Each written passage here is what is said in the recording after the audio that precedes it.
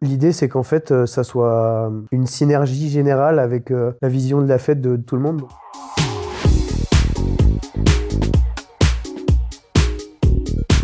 Yo, du coup moi c'est César ou Master Sifu, DJ lyonnais depuis une dizaine d'années, voilà. Là on est un petit peu aussi à la maison, donc au magasin de vinyle Le Gramme, et qui est de Digging Portal maintenant. Résident et activiste pour Everybody Trans. Néo-résident du nouveau spot marseillais Nido d'Atypique. Les prochains projets sinon c'est continuer à développer Everybody Trans avec mon compère de longue date Victor. De l'organisation d'événements parce que on aime mixer mais on aime aussi proposer notre vision de ce que doit être un bon événement. Des nouveaux formats qui arrivent, des nouveaux lieux, beaucoup de choses dans les tuyaux. C'est vrai que la scène lyonnaise a toujours été assez prolifique, avec l'arrivée du magasin aussi à Le Gramme, voilà, qui a bien redynamisé notre scène à nous, parce que bon, on a quand même la chance d'avoir une ville qui a plusieurs disquaires, des disquaires assez quali. Mais c'est vrai qu'on est quand même dans une scène où on se rend compte de niche. Et on a beaucoup de chance parce qu'il y a énormément de gens qui s'intéressent au milieu en fait. Disons qu'il se passe des choses, mais on est un petit peu sur notre fin là en ce moment à Lyon. Un peu à la recherche de diversité, de nouveaux endroits, de gens qui ont envie de passer le cap aussi, de gens qui ont envie de tenter l'expérience d'organiser et de proposer leur vision. L'idée c'est qu'en fait ça soit une synergie générale avec la vision de la fête de tout le monde. On est assez content parce qu'on a créé un petit écosystème avec notre association. On arrive à faire travailler pas mal de gens, mais de là à en faire quelque chose de pérenne, c'est assez compliqué.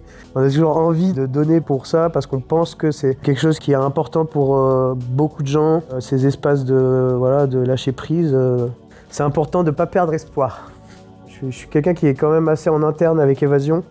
Et effectivement, j'ai la chance de pouvoir travailler avec, toujours avec Victor, avec qui on travaille sur beaucoup de projets différents, de l'aider dans la création un petit peu de line-up, notamment sur une scène qui nous est chère, voilà, c'est la scène Honda.